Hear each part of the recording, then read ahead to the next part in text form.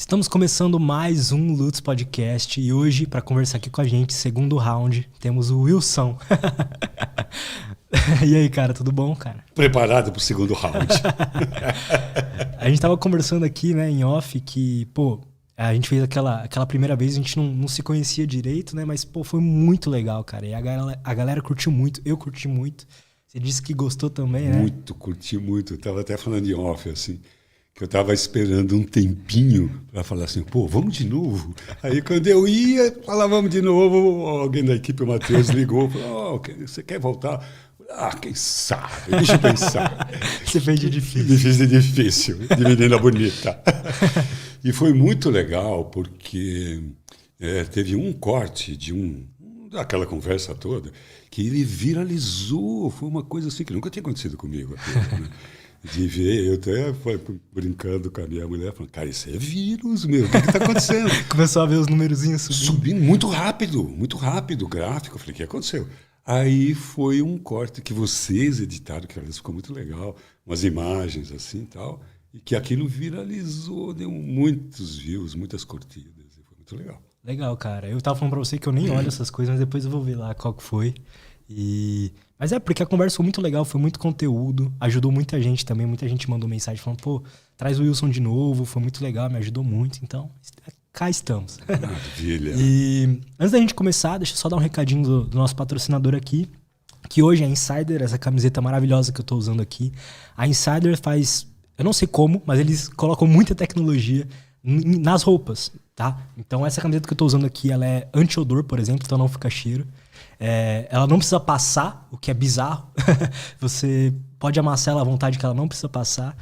Ela, além de tudo, se você, assim como eu, gosta de usar preto, ela não esquenta no calor. E aí dá pra usar pra treinar, dá pra usar pra sair, dá pra usar pra...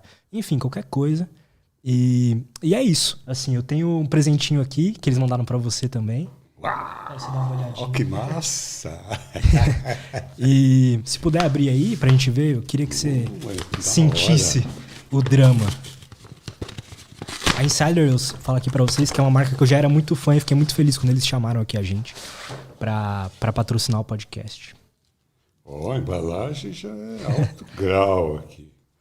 E pra quem também já curte camiseta básica, né? Todo mundo sabe aquele problema das camisetas básicas pretas que você lava uma, duas vezes e ela já desbota, né?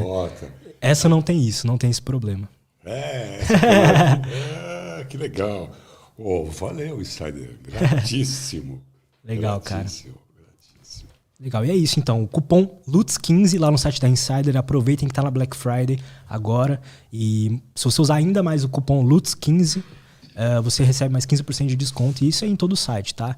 Eu tô usando aqui a Tech T-Shirt, se vocês quiserem olhar lá. Uma camiseta cheia de tecnologia aí. E é isso. Obrigado, Insider. E vamos pro papo. Esse negócio anti-odor é legal, hein? É legal, dá pra usar 10 dias seguidos que não tem problema. Dá uma sugestão pro pessoal da Insider. Boa. Inventar uma cueca que absorve cheiro de pum. Pra gente poder peidar à vontade em qualquer lugar. Cara, pior é que eles têm cueca e é muito boa. Tô usando agora, inclusive. É uma cueca muito boa. E sabe aquele problema das cuecas? Você vai correr, vai andar, ela começa a subir? Essa cueca não tem esse problema também. Eu não tenho esse problema, porque primeiro que eu não corro, segundo que as minhas pernas são muito finas. Isso não acontece com cara com dois palitinhos. Cara, mas, brigadão aí por ter vindo aí de novo. Eu que agradeço. Uma pergunta que eu gosto de fazer sempre pro pessoal que vem pela segunda vez em 4 meses da última vez que você veio, mudou alguma coisa no Wilson? Você aprendeu algo novo? Ainda teve espaço para melhorias? Cara... Passou por algo... Olha, então, isso daí é uma pergunta que faz todo sentido para mim. Porque eu não acredito na idade cronológica. Claro, eu não acredito não, mas meu corpo prova que eu tenho a idade que eu tenho. Aliás, às vezes ele acha... Quantos anos você tem? Eu tenho 68. Aí, a partir de 29 de janeiro, vai ser um ano feliz. Eu vou fazer 69 todos os dias. Sem mentir, sem contar vantagem. Mas o que eu quero dizer é que, assim, eu sou bem jovial, vamos dizer assim, bem menino. Eu tenho um menino que eu alimento. E parte dessa jovialidade é me reinventar de tempos em tempos. inclusive profissionalmente, intelectualmente e tal. E até estava conversando com você. Já tem alguns meses que eu me embrenhei para estudar os psicodélicos e a relação dele com os transtornos mentais, com possibilidade de cura. Então, nesse momento, eu estou me inventando, estudando isso, fazendo curso, lendo artigo, conversando com pessoas. E eu tenho alguns pacientes que eu faço uso experimental, né? E um desses pacientes sou eu. O outro é a distinta senhora que está ali na minha frente, que é a minha mulher, que é a minha cobaia também. E tem alguns outros pacientes já antigos que aí eu proponho começar a trabalhar. Estou trabalhando com psilocibina. Como é que está sendo assim, esse processo? Porque a gente aprendeu que depressão taca remédio aí. Então, na verdade, assim, de fato, eu procurei me interessar por isso. Por ansiedade, por a questão da ansiedade, da depressão, que são o maior volume de pacientes que nos procuram. E o que a gente tem de oficial até aqui são as terapias, a farmacoterapia convencional, que ela nem sempre dá resultados e cobra os seus efeitos colaterais.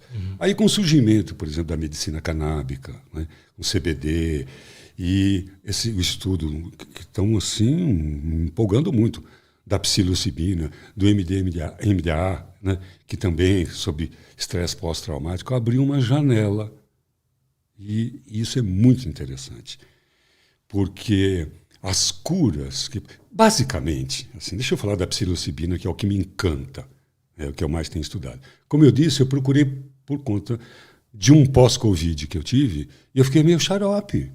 Eu não lembrava, tinha problema assim de memória recente, que é coisa que eu sou assim, conhecido por uma boa memória. E assim, assisti aquele filme com aquele, como é que chama aquele bonitão? Brad Pinto? Não, quase. Não vinha o Brad Pitt na cabeça.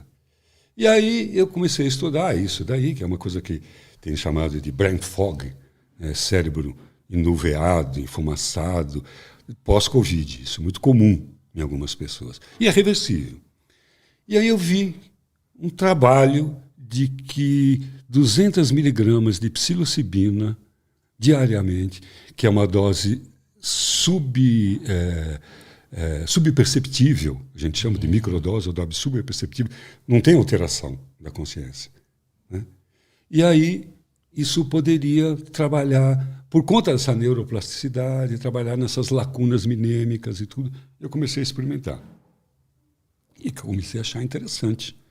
Interessante mesmo. Primeiro que isso acabou, essa lacuna minêmica que eu tinha. O que, segundo a literatura, iria acabar mesmo com ou sem tratamento. Era uma coisa mais ou menos esperada. Acabou. Mas eu me sinto cognitivamente assim, espertão, disposto, depois que eu comecei com a psilocibina. Aí comecei a estudar. E vejo um bom resultado em todos que eu estou usando. E aí estou querendo aprofundar isso daí. E como é que isso funciona? Isso é que é muito legal.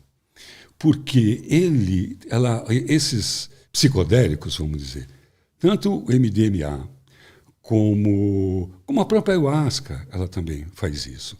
Ela dá uma possibilidade de mudar a rede de conexões das sinapses. Então ela recontextualiza. Por isso que tem sido utilizado em tratamento de pós-trauma, porque ele ressignifica aquele estupro, aquela tortura, aquelas experiências de guerra que ele passou, tem sido muito usado nos Estados Unidos, isso aí, exatamente porque ele consegue fazer novas conexões neuronais. Ele realmente significa. É muito associado às experiências com os psicodélicos, experiências de morte e renascimento. Perfeito isso, porque isso pode acontecer no nível sináptico. Morre uma determinadas conexões para nascer outras conexões. Então, isto dá um horizonte para os pesquisadores assim, de um novo olhar para a depressão, um novo olhar para a dependência química. Por isso que a ibogaína funciona um grande número de vezes para as pessoas dependentes de drogas. Tem uma experiência de morte, reorganiza os seus conectomas, seu conectoma a capacidade. A gente entende de genoma, mas ainda estamos estudando e vamos entender sobre conectoma. Como as conexões sinápticas funcionam. E aí, tudo indica que há essa reorganização. Isso é fantástico. É como se tivesse uma rigidez na gente antes e aquilo liberta, né? Dissolve aquele velho paradigma e você não esquece, por exemplo, uma pessoa que passou por um abuso sexual ou por uma experiência de guerra, né, traumática, não vai esquecer. Mas aquilo se reorganiza dentro dos valores dela. E ela não esqueceu daquilo, mas aquilo não faz com que ela sofra mais.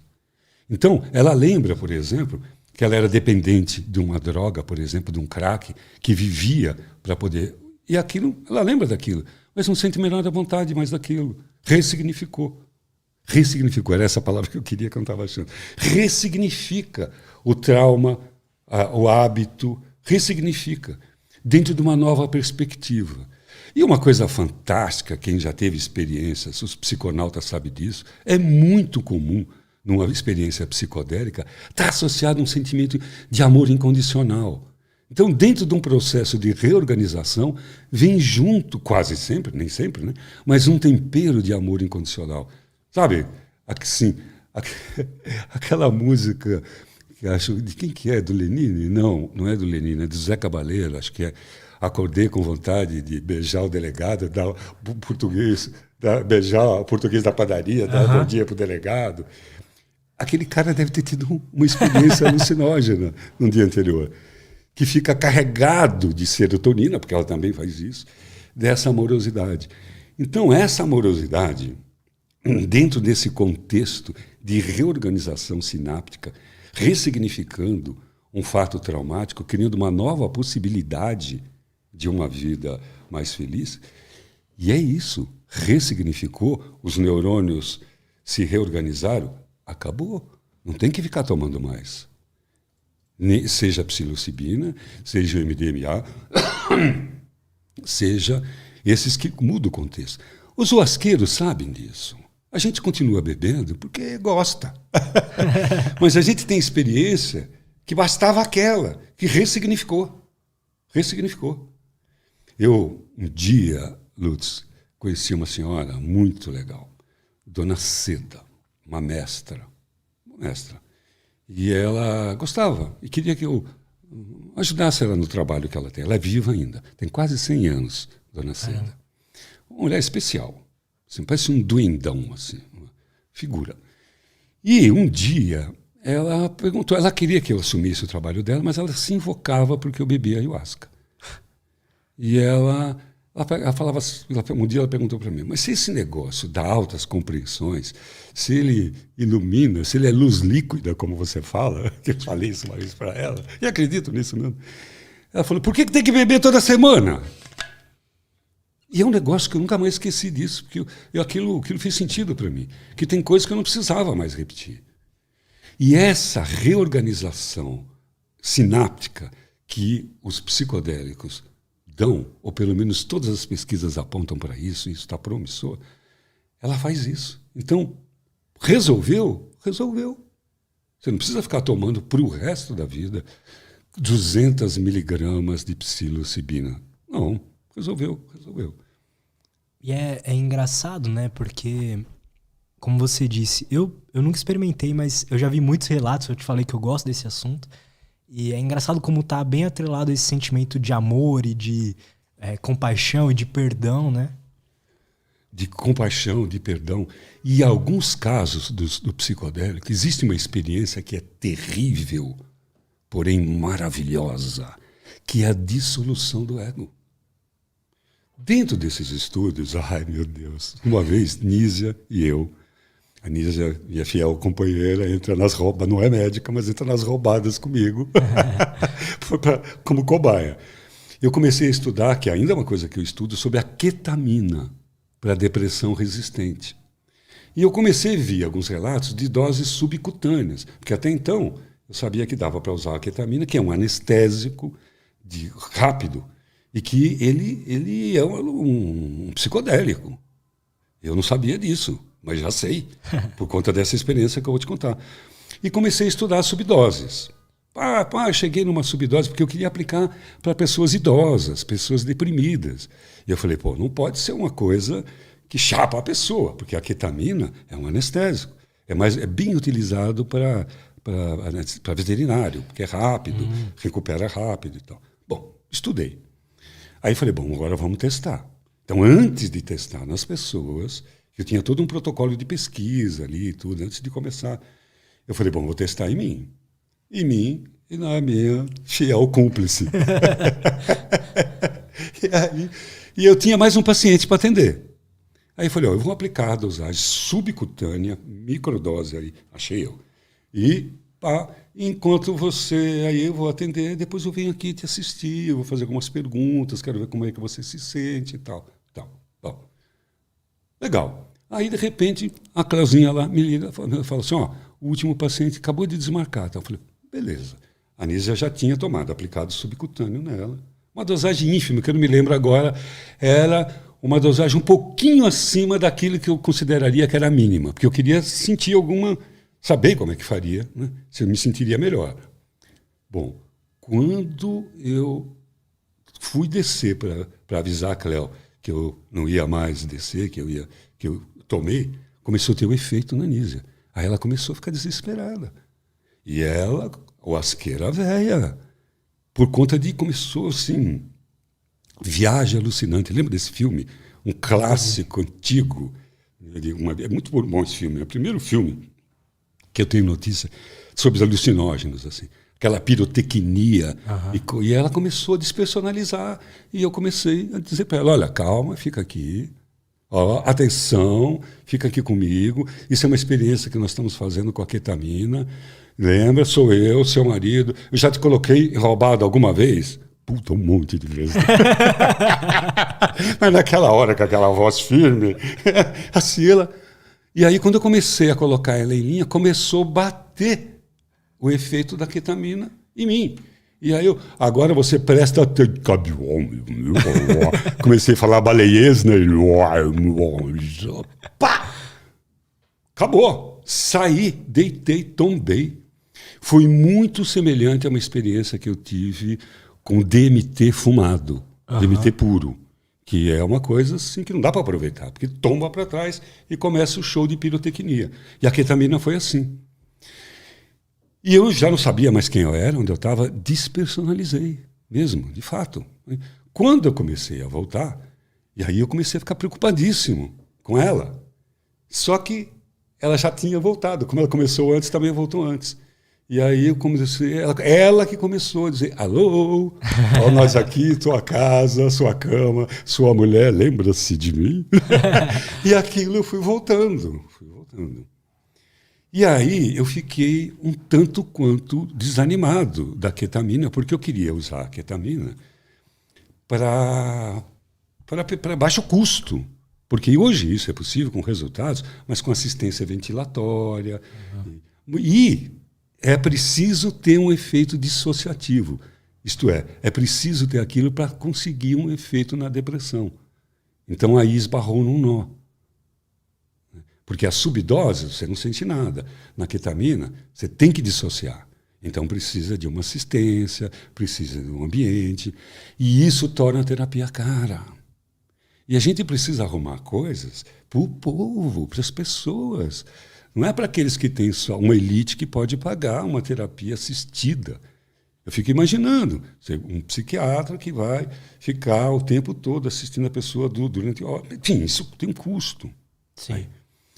E os psicodélicos, de uma maneira geral, a psilocibina, isso pode acontecer mais uma, duas vezes, e depois pronto, e resolveu o problema. Então, uma nova cortina. Aí. Mas é isso, é uma experiência que passa exatamente por todo um controle científico, porque ele pode passar por uma dissociação. E aquilo pode apavorar uma pessoa que não esteja preparada, então ela precisa de uma assistência. Mas será que essa dissociação não é justamente o que faz ser tão interessante? Isso, é isso. É nessa dissociação, por isso que eu chamei, passa-se por uma experiência terrível e maravilhosa, porque ela tem esses dois lados. Terrível, porque a gente se desestrutura, psicotiza, entre aspas, por alguns momentos. Mas é exatamente essa quebra da lógica que existe a possibilidade de montar um novo paradigma, sair dali renascido. Então, faz todo sentido essa questão de morte e renascimento. Porque é isso, é uma quebra, é morrer em vida. Cara, tudo que alguém que persegue a consciência, que busca a consciência, quer é aprender a morrer sem sair do corpício e viver de novo, nascer melhor. Nascer pior também. Morre e nasce mais idiota ainda. É esquisito. Então, isso que tem empolgado os cientistas. E, ainda hoje no Brasil, com a própria medicina canábica, acontece isso. Cara, olha que incrível. Isso começou aqui no Brasil. E começou aqui na minha faculdade, na Santa Casa. Há muitos anos, a primeira pesquisa que teve sobre epilepsia e o óleo de cannabis foi com o israelense Michelin, lá, o pai da medicina canábica, que fez com um professor aqui na Faculdade de Medicina da Santa Casa. Caramba, que legal. E que deram uns resultados incríveis. Isso lá atrás, lá atrás. E não deu sequência para a surpresa do professor, porque o Brasil poderia ser um dos países de ponta já, principalmente no estudo da epilepsia e a cannabis. Mas por conta do preconceito. Então, era outra época. Hoje, esse chamado de assim, o neo-renascentismo dos psicodélicos, os cientistas sérios, as academias, as universidades estão caindo com força, como diz no Norte. Porque é um mercado promissor. Isso é que é foda. O interesse não é a saúde pública, é a economia. Mas... Tudo bem, né? Tudo bem. Se vai ajudar a galera. Com menos prejuízo, com menos efeito colateral, bora. Então vamos pesquisar isso daí. Então abre-se uma nova possibilidade hoje. E é louco, né? Porque o fungo, o cogumelo em si, ele é um ser vivo, né? E ele está interligado e é... Muito louco. Isso é mágico, né? Também. Exatamente. Se a gente vai assistir um documentário que tem na Netflix, Cogumelos Mágicos, né? Eu nunca assisti, cara. Não. Pô, foi legal? Legal pra caramba. Tá aí, tá? Isso é Netflix. Tá lá. E ele, por si só, ele é muito doido. Ele não é vegetal, mas ele também não é animal. Ele faz essa fusão, ele faz esse meio campo. Ele é o primeiro que chega. Ele é o cara que devolve a vida. Ele faz parte do ajudar a apodrecer para ajudar a regenerar. Essa coisa do dissolve, coagula, essa coisa alquímica. Se tem um bichinho, não vou nem chamar de bichinho, se tem um trem, vou usar esse adjetivo mineiro que serve para tudo, se tem um trem mágico na natureza, são os fungos. São os fungos. E como eles são diversos, variados nas suas formas, nos seus sabores, nas suas propriedades químicas. É incrível isso. Incrível. Então, não é à toa que no nosso inconsciente coletivo, e que tem embaixo de uma amandita muscárida, tem um duendezinho ali. Isso faz parte do imaginário coletivo, associando os cogumelos ao ambiente etérico, a um ambiente sutil, não apenas terreno. Porque essa é a diferença. Você vai tomar a psilocibina, por exemplo, ou MMDA, por si só ele não vai fazer efeito. Ele vai ter que ter uma mudança de contexto. Então, por isso as terapias assistidas, uma mudança de paradigma. Por isso que ele funciona como instrumento terapêutico. Não como um agente químico, como, por exemplo, um antidepressivo. Que é um medicamento, mas é um agente químico.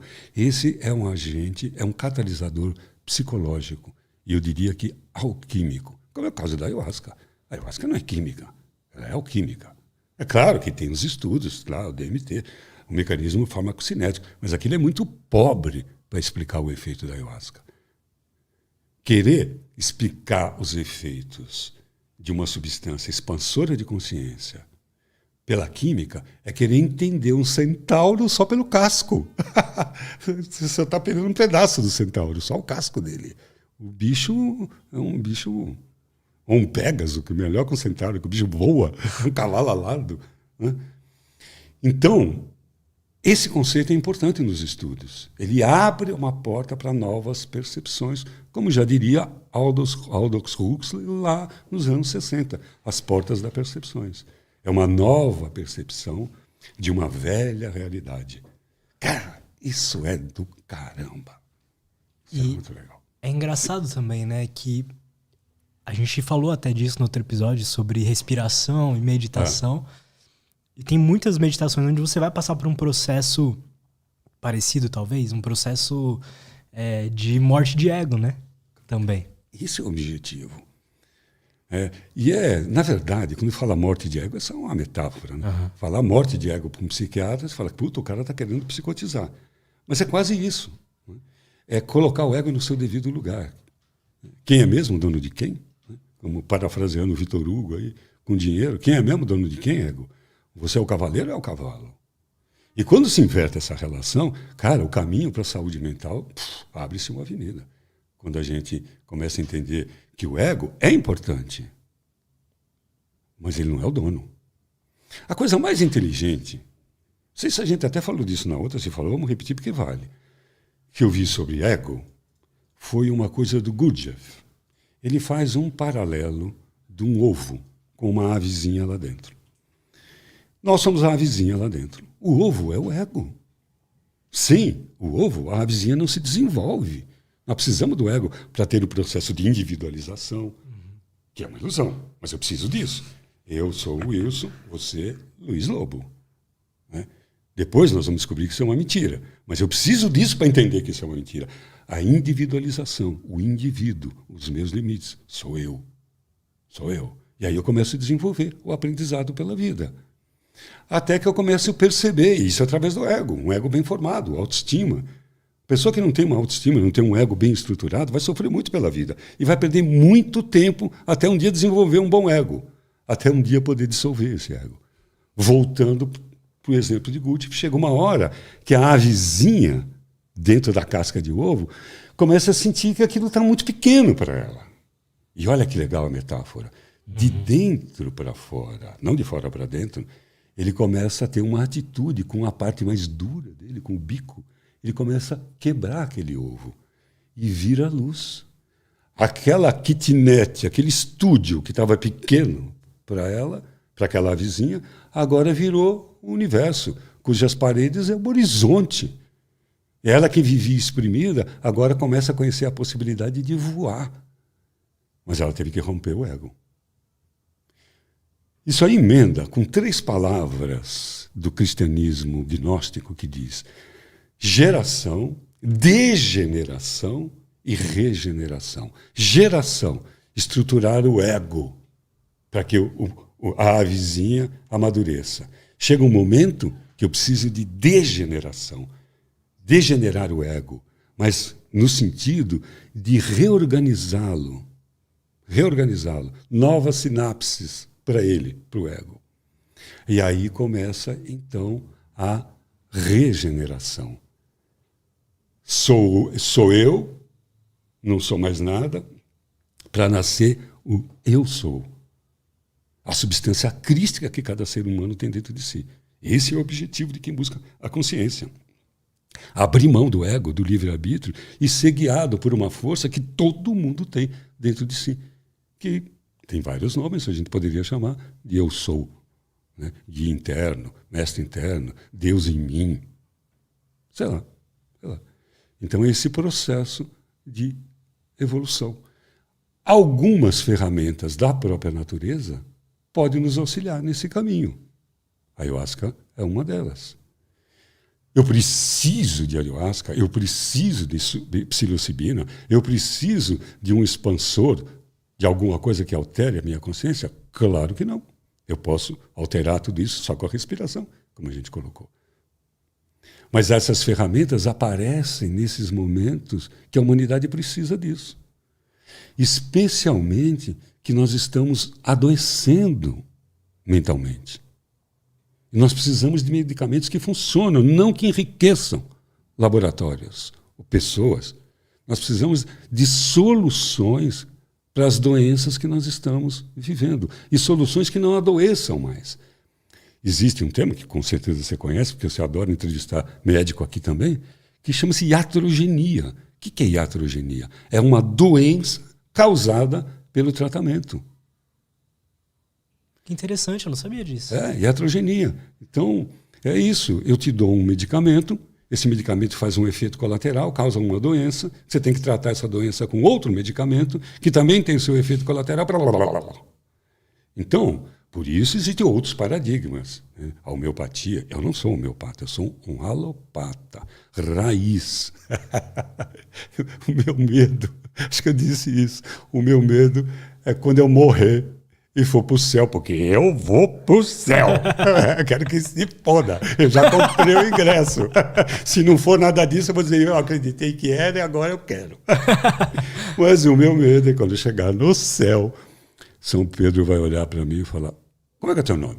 Ah, eu sou, todo cheio de pompa, vou dizer, eu sou o Dr. Wilson Gonzaga. Ele vai olhar na ficha e fala assim, entendi. Quantos Rivotril o senhor receitou mesmo? Para não falar o nome da marca, a referência. Quantos clonazepam o senhor receitou mesmo? E aí ele diz assim, ó, não vai dar para vir para o céu. Então eu estou querendo assim, corrigir isso e ter uma outra maneira, descobrir uma outra maneira, estudar uma outra maneira para tratar os transtornos psiquiátricos. E não sou só eu, né? Claro, muita gente estudando isso, cada vez mais. E isso pessoalmente, é uma crítica que é algo que eu nunca entendi sobre a medicina, do porquê que a gente busca tratar o sintoma em si. Então, sei lá, um exemplo, o cara tá com dor de cabeça, a gente vai tratar o sintoma com um remédio tal, ao invés de tratar o que causou aquilo, tentar identificar o que causou aquilo. E mais longe ainda, né?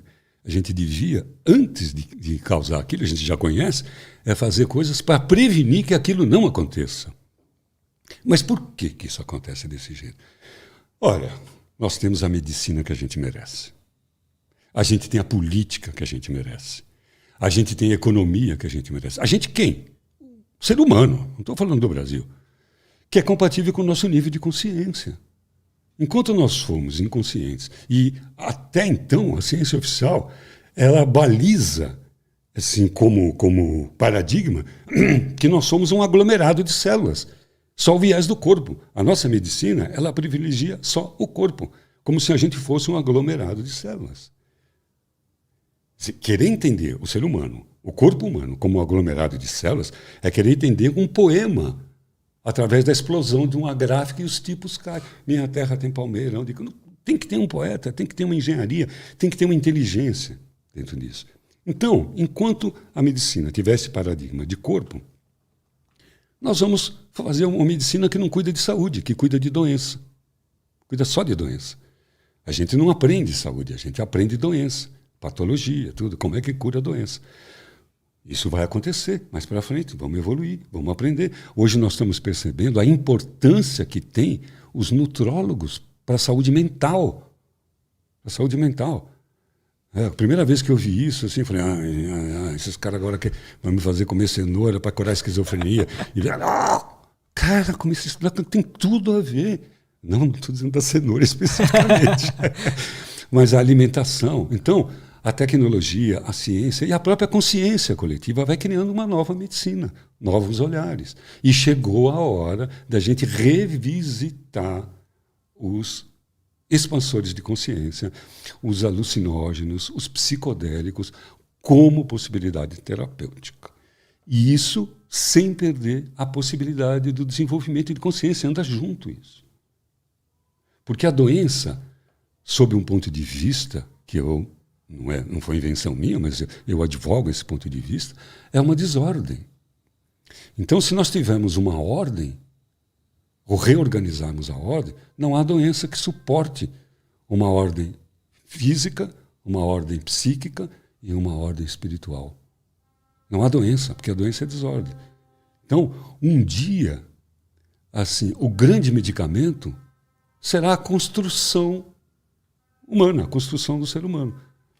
Essa será a grande medicamento. Se eu estiver saudável, aliás, eu acho interessante isso, quando a pessoa ilumina, aí ela fica saudável.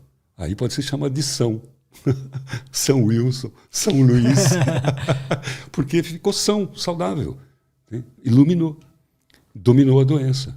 Então já tem essa relação de corpo, mente e espírito ficou equilibrada. Esse é o caminho. É interessante você falar isso, porque eu não tenho uma opinião formada sobre isso, mas o que eu fui assim aceitando é que a depressão, a ansiedade, qualquer tipo de transtorno assim, é puramente ou é um desbalanço químico no cérebro, sabe? Não tenho dúvida disso. A gente coloca, assim, divide didaticamente, né, corpo, mente e espírito. Mas isso é muito teórico, e quando nós estamos vivos, isso é uma amálgama. Esses 3 corpos, vamos dizer assim, para chamar 3, né? Você poderia dividir em 12, você poderia, dependendo do tipo de filosofia, de paradigma que entra, ter mais divisões. Mas isso é didático, porque quando nós estamos encarnados aqui, vivos aqui, o corpo é predominante e tudo tem que passar por ele. Então, por mais que eu tenha uma memória espiritual de uma outra encarnação, isso vai se refletir numa reação química dentro do meu corpo. Com certeza. Por mais que eu encontre a mulher da minha vida e recordo que ela vivia num castelo, na era medieval, me chamando, no outro e tal, tudo, eu só vou reconhecer isso com reação química. Eu só vou poder transar com ela se eu tiver testosterona, se eu tiver tesão, se tiver acontecendo tudo aquilo. Então, não podemos desprezar o corpo. Não podemos desprezar a nossa biologia. Mas não podemos ficar escravos dela, porque não é só isso. Eles se entrelaçam. Então, no fundo, nós não só somos um conjunto de reações químicas, como somos um conjunto de reações químicas de outros seres. Como assim? Milhões de vírus, bactérias estão existindo em mim agora, com uma vida inteligente aqui dentro de mim. E eu sou tudo isso. Um monte de vida, individual, inclusive. Vou falar agora com uma enterobactéria aqui, você que me deu um piriri a semana passada. Vocês se ajeitem aí, viu? Porque eu não estou querendo sair correndo para cagar no mato como aconteceu essa semana, lá na praia. São seres individuais, inteligentes. Incrível isso. Existe uma meditação, e a mim faz todo sentido, que pede que você converse com as suas células. Que legal. Converse com as suas células, que elas aceitem voltar à ordem original, divina, o diapasão do Criador de tudo isso que colocou a perfeição, com conversa. Existe um casal, o casal Simonton, que criou, eles trabalharam muito tempo com câncer, que criou a visualização criativa, toda uma técnica. Eles foram indicados para o Prêmio Nobel, mas não ganharam. Não ganharam. O que é isso? É uma técnica mental para curar câncer, conversando com as próprias células. Não envolve remédio. Não envolve medicação, então não podia ganhar o Oscar. Mas foram indicados pelo trabalho, um casal, anos, isso é antigo. Que irado. Trabalhando com imagens, mudando o comportamento do cérebro, só com imagens. Claro que isso funciona. Claro que isso funciona. Tanto para mal como para bem. Tanto para bem, como para mal. Se a pessoa fica imaginando que ela vai adoecer, que ela teve uma dor de cabeça e que aquilo é um aneurisma, está construindo uma doença. Então, é poderosa a possibilidade da gente entender como é que a mente interfere no corpo e como é que o corpo interfere na mente. Quem de nós já não teve um pilequinho, na época de faculdade, depois de uma prova, vamos tomar um pileque no bar. Aí você começa a achar que todo mundo é legal, todo mundo, até aquele cara que você não gosta muito, fala, putz, preconceito meu, vai lá, abraça o cara e tal. E amanhã você olha o cara e fala, puta que pariu. Química pura. O tesão, a sexualidade. Cara, pense numa coisa importante, que a gente nem falou disso, né? Da sexualidade é uma coisa importante. Química. É química. A pessoa, por exemplo, que tem um transtorno, um desvio sexual, um transtorno, ela começa a ficar absolutamente... Vamos pegar um exemplo bem chocante. Assim, uma pessoa que tem um transtorno da pedofilia. Ele vê uma criança, ele sabe que aquilo é uma criança, que não tem a menor lógica, mas há uma química dentro dele, deixa ele completamente embriagado e ele faz o que faz. Química. Então, tanto nós podemos, com a mente, regular a química cerebral, como a química cerebral do homem inconsciente acaba regulando as suas emoções, a sua consciência, o seu paradigma. Haja visto o sexo. Quantas e quantas coisas o sexo fez o sexo não, pelo amor de Deus. A sexualidade humana fez de mal para si mesmo com uma ferramenta tão maravilhosa quanto é o sexo. Por conta de não entender e tal, e ter essa ferramenta, usou isso para um monte de coisa, para opressão, para doença, para oprimir as mulheres durante tantos e tantos anos, quando é um instrumento de consciência. Um instrumento de consciência. Como assim? Bom, existe uma linha, o Tântalo, que coloca, vamos dizer assim, porque assim, imagina o seguinte, o que mais poderoso nós temos em nós é o orgasmo. O orgasmo, ele é um Big Bang. Ele é um momento onde masculino e feminino, dizendo de maneira clássica, mas de polaridade, mesmo tendo uma relação homoafetiva, vai ter uma polaridade masculina e feminina, não importa, que num determinado momento conseguem, com os corpos, com a física, um nível de comunhão e de uma explosão cósmica que imita o Big Bang, a criação. Cara, você já teve algum orgasmo? Ainda não. Mas quem sabe. Cara, não desista. Vai ser muito bom. É maravilhoso isso. Por quê? Fogos de artifício, né? De químicos. É uma pirotecnia química. E que para que é aquilo? Para que a gente nunca esqueça o quanto é bom para perpetuar a espécie. Mais um presente da natureza para perpetuar a espécie. E nós ainda temos o privilégio, como alguns animais, de podermos transarmos não só para reproduzir. Desculpe aí os fundamentalistas aí, mas nós temos esse privilégio de transar para construir amor, para construir prazer, para construir carinho. Conexão, né? Conexão. Então, o sexo é uma coisa maravilhosa. E, no entanto, olha o tanto de distúrbio psíquico que ele acaba causando. Cara, assim, até bem pouco tempo a gente viu, ainda tem hoje, pessoas, famílias que reprimem a masturbação nas meninas, nos meninos. Né? Cara, não tem coisa mais inteligente, não tem coisa mais divina do que uma boa masturbação, porque ela acaba resolvendo um monte de coisa, educando, iniciando a pessoa para a sexualidade. E você lembra do primeiro orgasmo que você teve? Acho que eu lembro. Lembra? Acho que eu lembro, acho que foi o primeiro. Lembro. Cara, eu lembro do meu. Eu lembro. Claro que foi com masturbação, né? Óbvio. E aí tinham me falado, claro, uma coisa de moleque, né?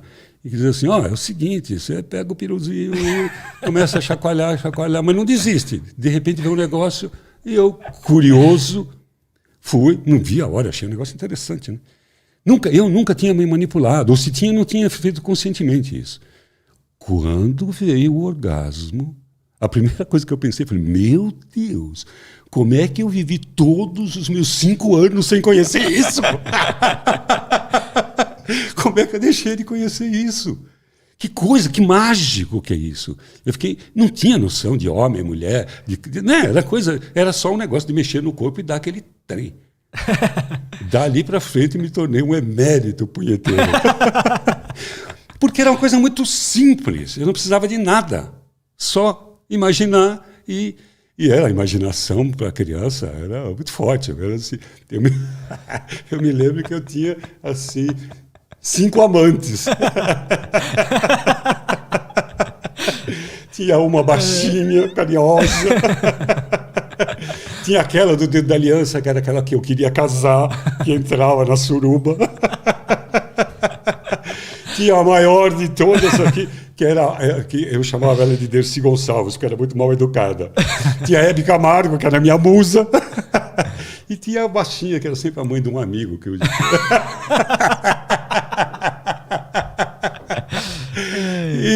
E é verdade, nessa brincadeira, era assim, eram momentos de autoconhecimento, eram momentos de agradecer a vida por estar encarnada. Dizer, pô, meu Deus do céu, esse planeta tem isso, tem orgasmo. E é química, é química.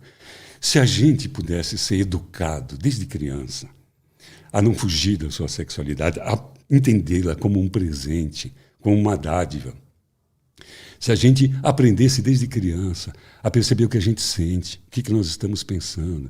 Cara, antes de aprender a falar, andar, a gente aprender essas coisas, a gente seria diferente. Diferente. Mas, infelizmente, a nossa... Felizmente não, está tudo certo, é a idade que nós temos. Saiu olhando para fora, inventou o dinheiro, a posse. E aí nós estamos meio perdidos nisso, achando que a gente tem que ter em detrimento de ser. E tudo que a gente vai aprendendo é ter. Você tem que crescer, você tem que estudar, você tem que ser médico, você tem que ter um diploma, você tem que ter um lugar ao sol, você tem que ter um carro bonito, você tem que ter uma casa, você tem que ter isso, blá, blá, blá, tem que ter. E ninguém ensina a gente a ser.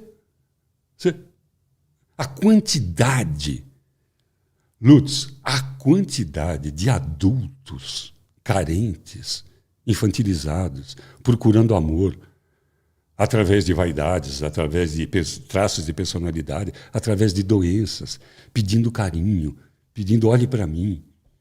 É muito grande. E isso não tem a ver com poder econômico só. Claro que tem também, não sou idiota.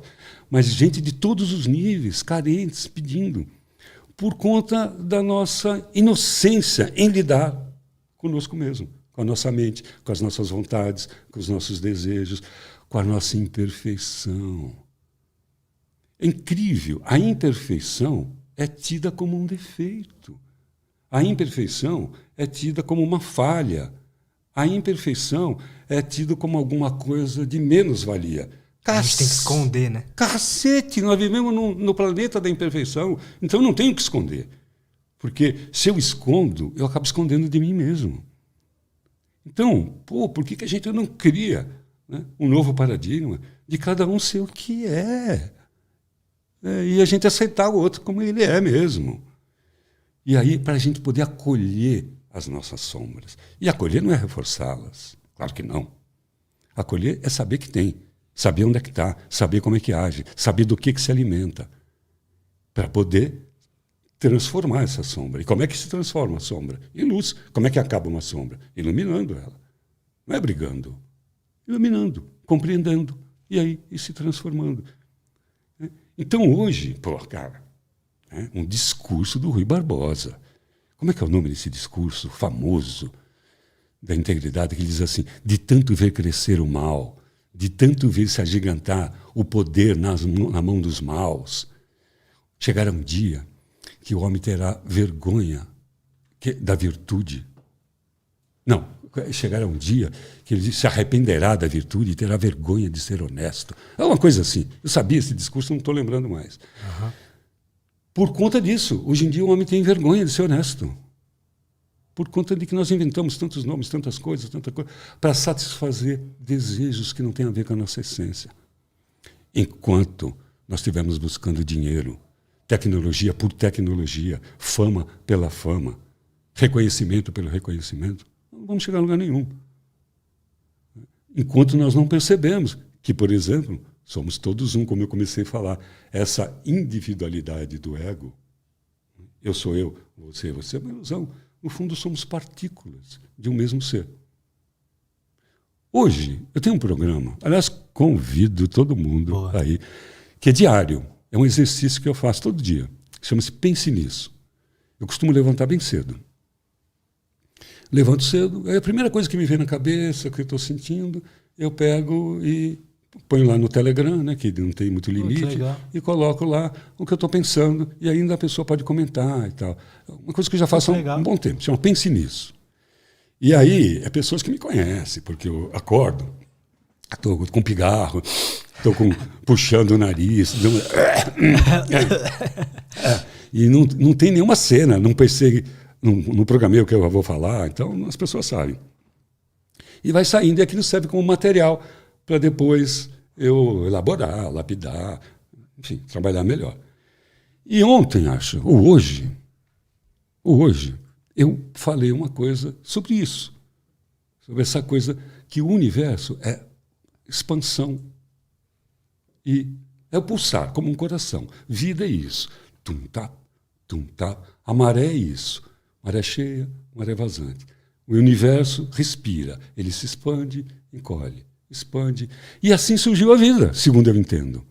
Num determinado momento, o poder, o todo, chamando alquimicamente de o todo, Deus, se assim quiser, o todo, ele resolveu se expandir e imprimiu-se uma força centrífuga do centro para a periferia. E ele expandiu e blam, explodiu em zilhões de partículas. Cada uma dessas partículas somos nós, as criaturas.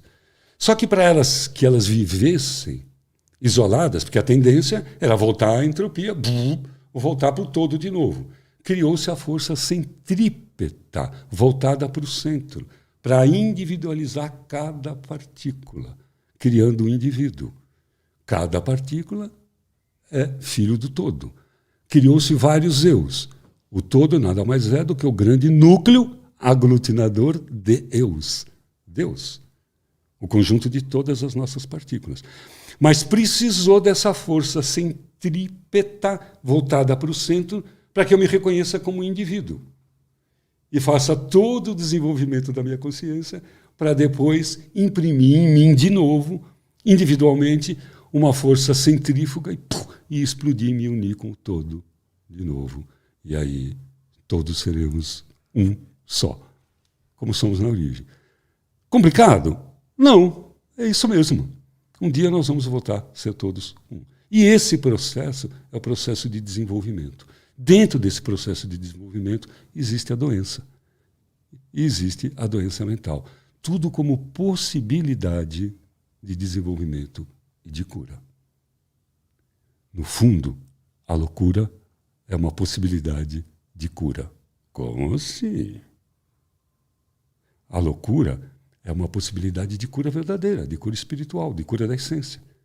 Então, muitas vezes, a experiência numa vida de esquizofrenia pode ser a grande oportunidade de cura vista de uma grande angular, vista de um zoom mais longo, mais amplo. Então, bom, mas se você pensa isso, então, cada um que se foda, cada um que tenha suas dores, seus problemas, porque aquilo tudo vai ajudar o cara a evoluir. Mais ou menos. Porque eu posso ajudar a minha própria evolução ajudando os outros a evoluir sem sofrer tanto. Porque a gente só aprende pela dor por conta da nossa ignorância e meninice espiritual. Porque não é possível que em outros... Todo mundo aprende só pela dor em outros planetas. Todo mundo só aprende na porrada. Isso é uma característica nossa. Nós podemos aprender por amor. Então, aqueles que já estão aprendendo por amor podem já ir auxiliando os outros para aprender também por amor. Eu preciso aprender isso aí, cara. Aprender pelo amor. Eu sinto que os momentos onde eu mais aprendi coisas sobre mim, sobre, enfim, foram nos momentos mais obscuros ali, de fundo do poço, algo, um sofrimento, mas depois fica tudo certo. Só que aí depois começa a dor de novo, vem a dor, aí você sofre e aí fica tudo certo. Aí você vai aprendendo, né? Outros mecanismos de percepção. É isso aí. Bem-vindo ao clube, viu? Porque é assim que a gente aprende. Mas será que a gente tem que aprender assim sempre? Será que não existe a possibilidade? Não, né? Existe essa possibilidade de aprender por amor.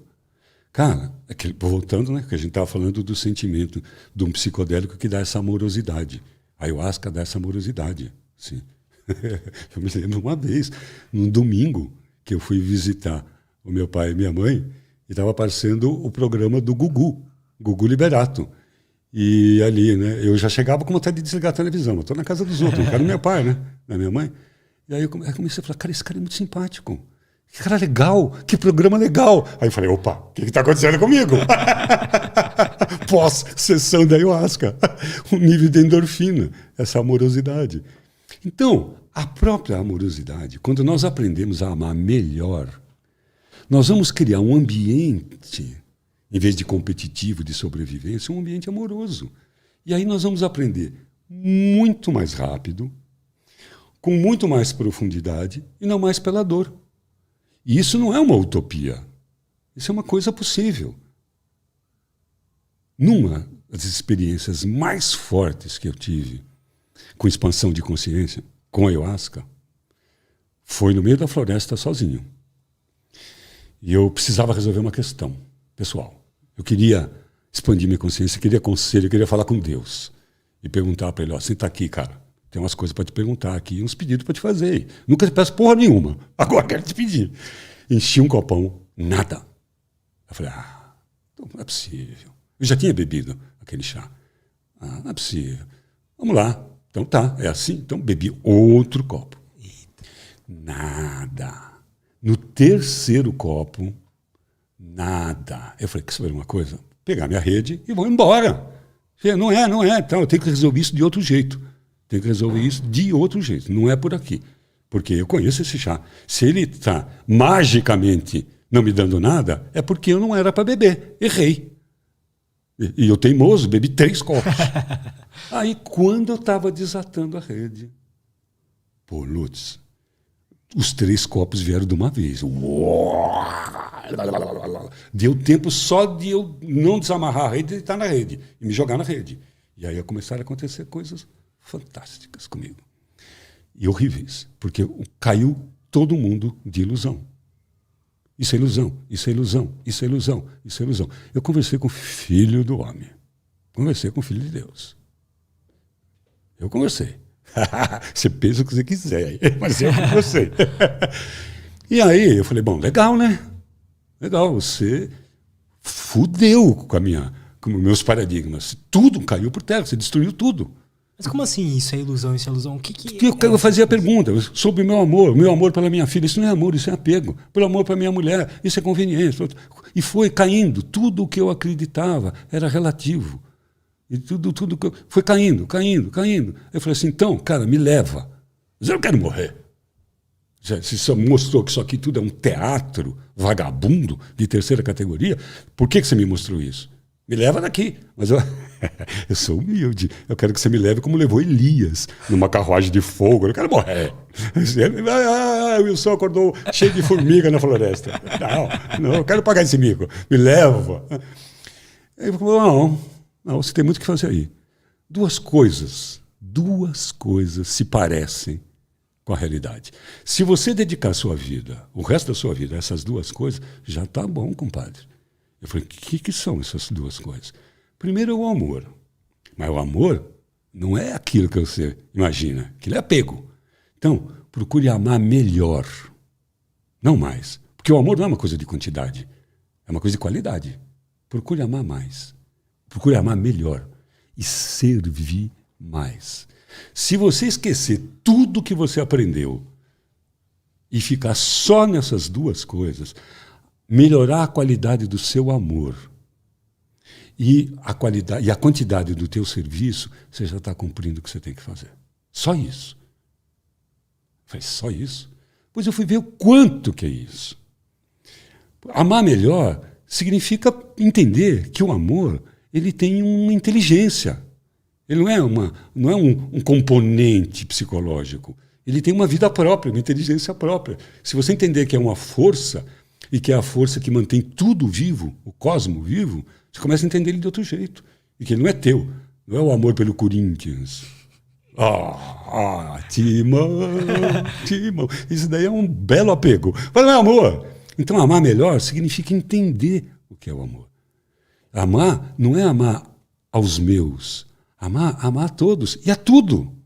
Tudo pode ser amado.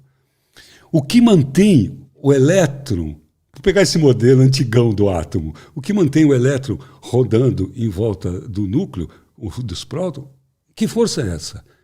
É o amor. O que mantém as células aglutinadas é o amor. O que mantém a geometria sagrada, o que mantém essa grande orquestração que é a vida no cosmos, é o amor. E a gente tem uma ideia muito utilitarista do amor. Do meu filho, da minha família, do meu time, da minha cidade, da minha posse, do meu carro. Meu, se liga, meu. Nada é teu, como a gente diz aqui em São Paulo. Né? Se liga, meu. Então, entender que o amor é muito mais do que um sentimento romântico. Isso é um tipo de amor. Os gregos tinham vários tipos de amor, né?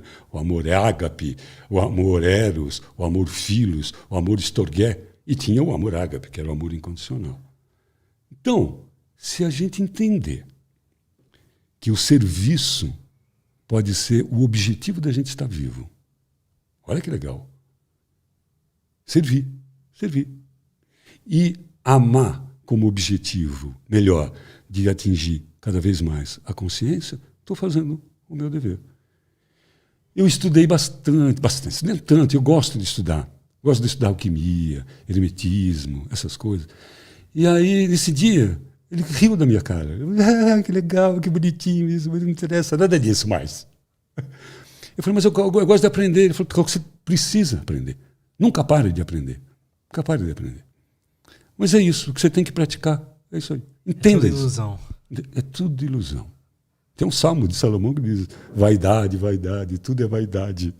Podia trocar ilusão. Tudo é miragem no ar. Tem uma música de quem é? De quem é essa música? Estou vendo a cara do cara. Bom, acho que é do Almir Sater, acho que é. Enfim, que fala, tudo é miragem no ar, essa bebida crua. Irmãos da Lua. Renato Teixeira. Os dois são amigos. Renato, Irmãos da Lua. Tudo é miragem no ar. Mas no meio de tudo isso está tudo certo. Tudo certo. Mas quando a gente está envolto dessas ilusões, a gente não se ligou ainda no amor, ou né, que nosso objetivo é servir, a gente tá sempre sofrendo, né? A gente tá meio que sempre tentando buscar aquela nova fase da nossa vida que vai resolver tudo. Então a gente até conversou no outro, vou pra floresta, vou pro meio do mato, porque lá minha vida vai resolver, vou morar na praia, minha vida vai resolver. Quando, na verdade, nada disso muda nada. Né? Vou abrir um novo podcast, um novo canal no YouTube, um novo programa. Nada. Eu acho o seguinte, existe o caminho e o descaminho. Não existe caminho certo e caminho errado. Existe o caminho e o descaminho. E o que é o caminho? O caminho é o caminho de cada um. My way. My way. É aquilo que obedeço às minhas leis, tenho um propósito, vou seguir o meu caminho. Se isso for feito com essência, com conexão interna, muito provavelmente eu vou ser feliz, porque eu estou no meu caminho.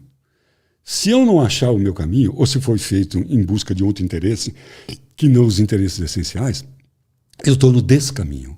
E estando no descaminho, eu não vou ser feliz.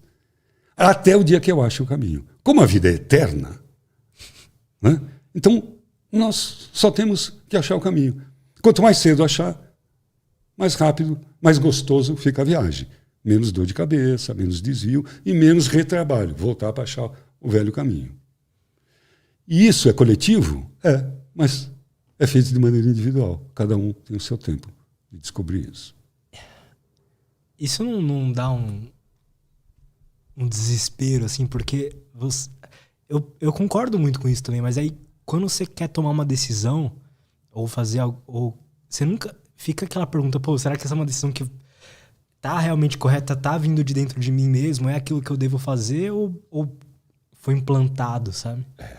Aí é que tá. Eu conheço uma história, deixa eu ver se eu lembro, que eu acho muito bonitinha, mas faz tempo que eu não lembro dessa história. Mas é a história aqui de um discípulo que perguntou para o mestre. Mestre, qual é o segredo da felicidade? Aí o mestre olhou para ele e falou assim, você só vai atingir a felicidade com experiência. O discípulo era... Né? Tá, beleza. E como é que eu atinjo experiência? Ele falou, fazendo boas escolhas. E o discípulo, mestre, tá. Desculpa aí, mas eu quero continuar perguntando. Ele disse, sim, mas enfim. Como é que eu faço boas escolhas? Aí o mestre olhou para ele e falou, fazendo más escolhas. Como é que eu aprendo a fazer boas escolhas? Fazendo más escolhas. Então, qual é o segredo da vida? vivê-la. Errar, doer, tropeçar, mas aprender. Aprender. Eu tenho comigo que, assim, eu me dou direito de cometer novos erros.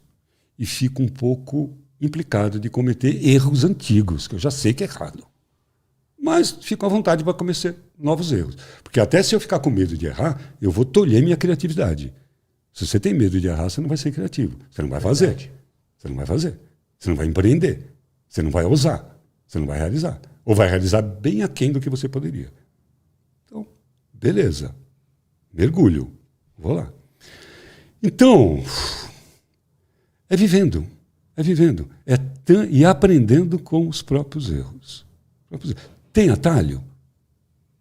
O atalho pode não ser um atalho. Pode ser um caminho que é para mim. E que eu achei que era um atalho. Às vezes o atalho me levou...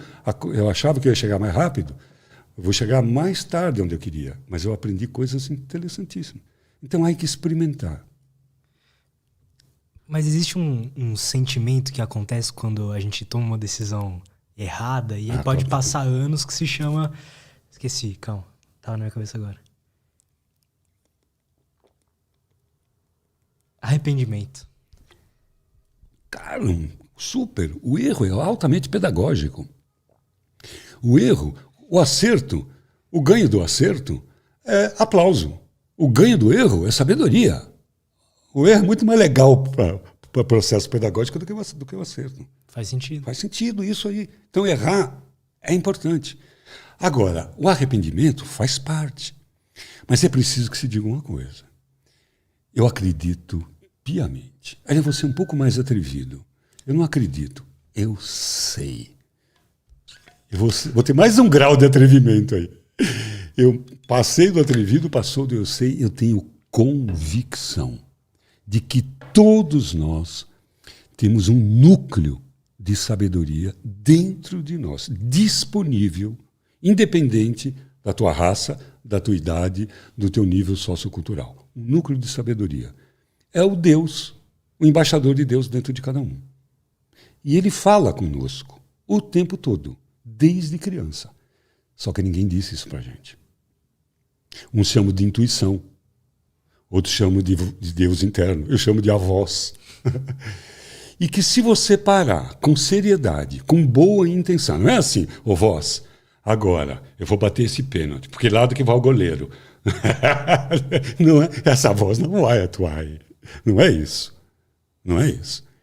Ela é essencial. Ela não está preocupada com valor, com dinheiro. Ela está preocupada com valor. Ela não está preocupada com fortuna. Ela está preocupada com a riqueza interna. Então, é usá-la com sabedoria. Se parar para ouvir essa voz, que ela não fala alto, tem que fazer silêncio, vai saber o que você tem que fazer. Quando eu digo você, o que eu tenho que fazer. E o que não tem que fazer. E conforme nós vamos dando crédito para essa voz, que vamos chamar de intuição, né? Poderia chamar de eu sou. E quanto menos sou eu e mais eu sou, menos eu erro, mais intuitivo eu sou. A ponto de você... Eu ando muito de moto, eu gosto muito de moto. Então, estou saindo de moto aquele dia de casa e a voz fala assim, não vai por aquele caminho. Vai aquele caminho que você faz aquele retorno, vai por dentro, que você vai perder mais tempo, vai por dentro. Como eu já sei disso, eu não discuto, não fico falando por quê, por quê, por quê. Se você quer que ela desapareça, é ficar questionando ela. E eu voltei. O que poderia ter acontecido? Poderia ter sofrido um acidente ali. Eu sabia onde, que é uma curva que eu tomo muito cuidado. Mas podia estar distraído um pouco, um vacilo ali de moto, podia ter caído, ter me ralado, tal, por ali, parará. Há muitos anos, eu estou colocando um depoimento pessoal, que eu quero deixar bem claro isso. Quero deixar bem claro. Não tem nada a ver com me colocar como um exemplo, mas é para poder falar da minha, do que aconteceu comigo, para dar consistência para o meu discurso. Que, aliás, era uma época que eu não tinha muita consciência. Eu estava junto com um amigo, jovem, numa balada, numa boate em Itanhaém, na praia, litoral sul, ali. Com Carmanguia. Lembra do Carmanguia? Cara, esse cara é muito novo, meu bem, ele não sabe que é um carmanguia. O Luiz é muito novo. Cara, o Du também não sabe que é um carmanguia. Carmanguia era um carro da Volks, Sport, de 2 lugares. Era o sonho de todo moleque que gosta de carro. Tipo um esportivo, né? Era um esportivo do caramba, era meu sonho. Depois eu tive uma Puma, melhor ainda, que o carmanguia. Mas era um sonho. E o carmanguia era do meu amigo, que ele tinha o carmanguia. E aí nós estávamos numa boate e foi daqueles dias que não pegamos nada e saímos 2 bêbados, chapado, cansado, para ir para casa, que tinha que andar mais uns quilômetros onde a gente estava, numa reta, neblina. Os 2 estavam bêbados, chapados, estava ruim a situação. Mas ele estava pior que eu, pelo menos eu julguei que estava pior que eu. Eu falei assim, dorme que eu dirigindo um carmanguia. Era um carro baixinho, pequeno. O porquê do detalhe da marca faz parte. Andando, a velocidade que o carmanguia dava, ali, que devia ser na época uns 120, morrendo de sono para chegar em casa, numa neblina, numa reta que tinha ali a Pedro Táxi, que hoje é 2 pistas. Tudo isso foi no século passado, literalmente no século passado. Né? E neblina. De repente, alguma coisa fez com que eu entrasse na contramão a 120 por hora com neblina. Quando eu percebi que eu estava fazendo, passou um cavalo. Não é que passou um cavalo, o cavalo estava parado. Eu que passei, uau, a 120, o cavalo estava na pista. E alguma coisa virou a minha mão ali, comigo bêbado. Que força foi essa? Sem nenhuma história milongueira. É essa força que eu estou dizendo, que todo mundo tem dentro de si. Que dizendo assim, meu cara, você tem tanta coisa para fazer na vida, tem tanto programa para fazer aqui, tu vai morrer bêbado por conta de bobeira? Então essa força me botou no eixo de novo, sem a minha permissão. Eu era jovenzinho. Eu descobri que antes disso já tinha percebido a presença dela, não sabia que era ela. Hoje já sei que ela é. Alguma vez você já seguiu essa voz e deu errado? Não. Não existe esta possibilidade. Quando eu segui uma voz e deu errado, era a voz do meu ego. Depois eu pude perceber. Era a sedução. Porque essa voz, ela não fala as coisas agradáveis, ela fala o que precisa falar. Aí você começa a perceber. Né? É a história do Chapeuzinho Vermelho. Assim, com todo respeito ao teu sobrenome, o lobo é o ego. É o ego. E a vovozinha é a consciência. É a consciência. E Chapeuzinho é um neófito que sai em busca da consciência. Como era um neófito que já tinha os seus praticados, essa era a cesta. Era o que a Chapeuzinho já tinha feito pela vida dela, que ela queria entregar para a consciência. Essa era a cesta de fruta, isso que significa. Ele tem que passar pela floresta, que é a vida. E lá tinha escondido o lobo mau, o ego. Que como viu que a Chapeuzinho já era uma iniciada, já tinha seus praticados, por isso estava querendo visitar a vovozinha, ele teve um plano. Eu vou me travestir de consciência. E corre, engole a vovozinha. Não tem uma versão que o lobo mata a vovozinha. Ele engole ela viva, sempre. Então, o ego não consegue matar a sabedoria, a consciência. Ele pode engolir momentaneamente a consciência e se traveste de sabedoria. Olha que interessante. E aí, a Chapeuzinho Vermelho começa, vovó, que nariz tão grande. E aí, o lobo travestido de vovozinha responde, é para te cheirar, para sentir melhor o teu cheiro. Ela começa a desconfiar.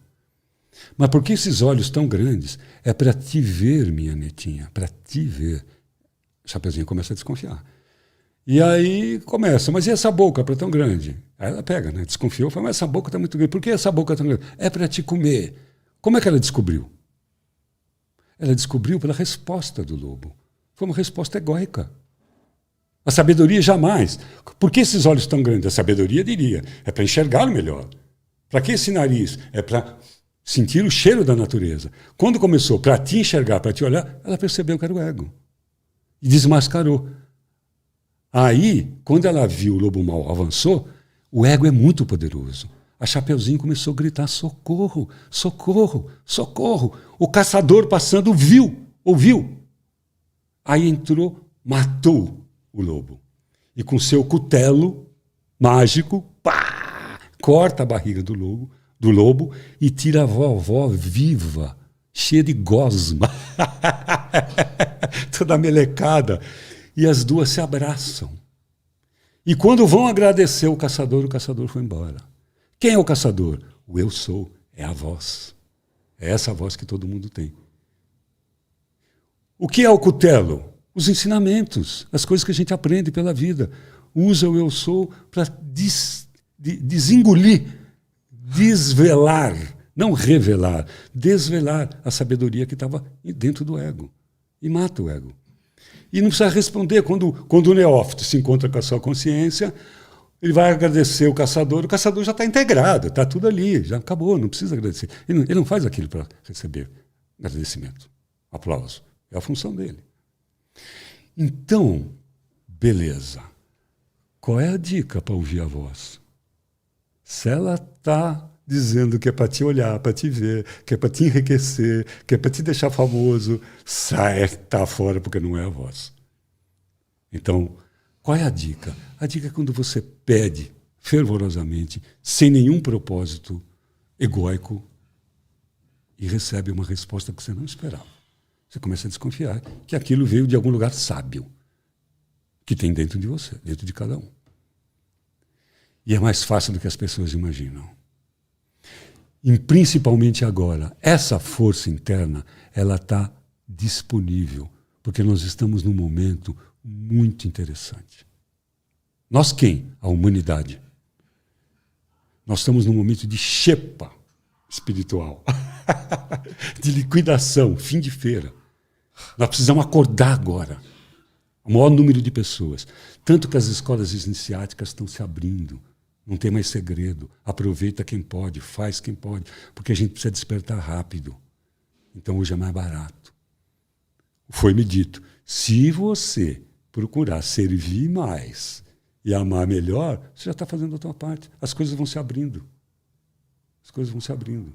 Porque existe milhões, vamos usar esse número aí, inúmeros seres incorpóreos nesse planeta irradiando consciência para nós. Nós estamos, nesse momento, contando com um auxílio luxuoso de seres de consciência muito mais avançados do que a nós. Então, é necessário agora estar receptivo a essa força do bem. Escapa do maniqueísmo judaico-cristão, de bem e de mal. Quando eu digo bem, eu estou falando do amor cósmico. Eu estou falando da harmonia da floresta. Eu estou falando da ordem de um formigueiro. Eu não estou falando do bem segundo a civilização judaico-cristã, os muçulmanos. Não. Isso tudo são subbens, até a gente entender o bem cósmico. Se a gente alinhar a nossa vontade ao bem cósmico, ao amor incondicional, ao desejo de ser cada dia um ser humano melhor, nós vamos encontrar a adjuvância dessas forças extraplanetárias, esse é o nome, que estão aqui para nos auxiliar, para nos irradiar, para nos auxiliar.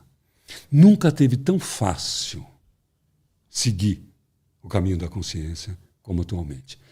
Portanto, junto com isso, nunca foi tão difícil, porque tantos apelos. O que há de melhor e o que há de pior está tudo aqui. Tantas ilusões, né? Tantas ilusões. Vem a tecnologia e ela pode nos afunilar para a verdade ou ir para outro lado completamente diferente. Está tudo aqui. Tudo aqui. Eu posso entrar hoje dentro de um livro na biblioteca da Sorbonne e ler um artigo de Bacon, Roger Bacon, que eu sei que tem lá, um grande alquimista. Eu posso fazer isso hoje, daqui, com o meu celular. Mas, em compensação, posso passar horas e horas e horas me anestesiando e me afundando com a mesma tecnologia. Sim. Tudo está aqui para nós, o que há de melhor e o que há de pior. Cara, se você fosse dar um conselho, uma visão para as pessoas aí, sei lá, entre 20 e 30 anos, a galera mais jovem, mais nova, que vai viver ainda, vai ver muita coisa acontecer na tecnologia, enfim, no mundo, né? O que você diria para essas pessoas, cara? E eu me incluo nelas. Putz, essa faixa etária, por uma feliz coincidência, porque os meus amigos estão todos nessa faixa etária. Eu tenho amigo tudo quanto é faixa etária. Mas os bro mesmo, que eu converso todo dia, assim, que eu gosto, são tudo nessa faixa etária. Ah, que legal, cara. Toda essa molecada, assim. E aí, por coincidência, olhando lá, depois que deu esse boom que eu vim aqui, comecei a estudar lá os seguidores, eu vi que a faixa etária dos meus seguidores, que mais me segue, é mesmo nessa faixa etária. Olha que interessante. E eu acho essa faixa etária muito importante, porque são as pessoas que já estão preparadas para assumir o poder. Não só aqueles que estão se preparando, já são os caras que estão aqui. Estão aqui. Então, o que eu diria para nós? Porque eu também sou dessa tribo. Boa. Mas, assim, não perca tempo com outras coisas que não seja conhecer a ti mesmo. Ia falar uma coisa socrática. Conheça-te a ti mesmo. Aprofunda. Porque tem uma coisa. Falar sobre autoconhecimento, fazer curso de autoconhecimento, ler livro de autoconhecimento, não é praticar autoconhecimento. Praticar autoconhecimento é abraçar a sombra, é mergulhar, é ter o compromisso de se transformar, é pagar os preços. É pagar os preços. É um trabalho solitário, é um trabalho constante. Então, não perca tempo. Eu vou resumir o que eu diria nessas duas leis, que para mim são duas leis psíquicas. Primeiro, nós estamos condenados ou premiados a viver eternamente na nossa própria companhia. Nem a morte nos separa da gente mesmo. A morte é uma ilusão. É um truque da extrema-direita para enganar o povo. Não. Quer dizer, é uma ilusão, é uma matrix. Então, eu vou ter. Tanto faz o teu sistema de crença. Se você acredita que nascer e morrer é a vida como um todo, você está condenado ou premiado a viver na tua eterna companhia. Se você acredita que a vida, como eu, começa antes de nascer e termina antes de morrer, ou não termina, então vale também. Essa é uma lei. A segunda é que só eu tenho gestão sobre os meus pensamentos. Ninguém tem gestão sobre o pensamento do outro. Nem alma gêmea, nem bro, nem filho. Nem tem. Então, se só eu posso trabalhar comigo e eu tenho todo o tempo do mundo, eu não tenho outra coisa para fazer. Eu vou fazer isso. Conhecer a mim mesmo. E fazer dessa tarefa uma coisa agradável, divertida. Quando eu descobri uma falha minha, cara, me senti feliz. Cara, acabei de descobrir uma coisa que eu achei que eu não tinha. Um gesto de inveja. Isso aconteceu comigo. Me peguei uma vez aí com um gesto de inveja e eu fiquei muito feliz. Porque eu achei que eu não tinha inveja. E tinha. Sabe, daquela inveja assim, aquela que dizia, que bom, ele se fudeu também. Sabe, não é aquela inveja assim, gostaria de ser como ele. Não, inveja mesmo. Então, fica feliz. Então, não perder tempo. Ache o seu propósito. E o propósito, às vezes, não tem a ver com que os outros, tem que ter a ver com a própria alma. Não perca tempo, descubra. Invista em saber quem você é. Porque é essa geração que agora que está fazendo a diferença. As crianças vão fazer depois. Então, a coisa mais urgente é exatamente essa faixa etária que você está colocando. Esse grupo de pessoas que já estão preparadas, estão na vida, e agora é fazer. Para não fazer errado, conheça-te. Aí, o portal de Delfos. Ser, porque há de querer conhecer o mistério das estrelas. Conheça-te a ti mesmo e conhecerá todos os mistérios do universo, de todos os deuses. Está tudo aqui dentro. Tudo aqui dentro. Do lado de dentro das costelas. É isso que eu diria. Para todo mundo, cara. Mas especialmente para essa faixa etária que está com o poder na mão. Façam direito. Não repita os erros que a minha geração cometeu. Entenda o momento que estamos vivendo e livrem-se dos ranços que nos ancora em velhas posições, em velhas compreensões. Eu prefiro ser uma metamorfose do que ter aquela velha compreensão sobre tudo. Muito bom, cara. Do Raul. Muito bom. Eu adoro Raul Seixas. Quem não, né? Muito bom, cara. Wilson, muito obrigado, cara. Pô, mais um papo muito bom, cara. Maravilha. Eu que agradeço. É muito bom conversar com você, cara. Já fica mais um convite aí para um terceiro round daqui a alguns meses. Bom, prazer. Muito bom. Gostoso. Como é que a galera pode te acompanhar? Eu nem sabia desse negócio que você tinha no Telegram. Achei muito foda.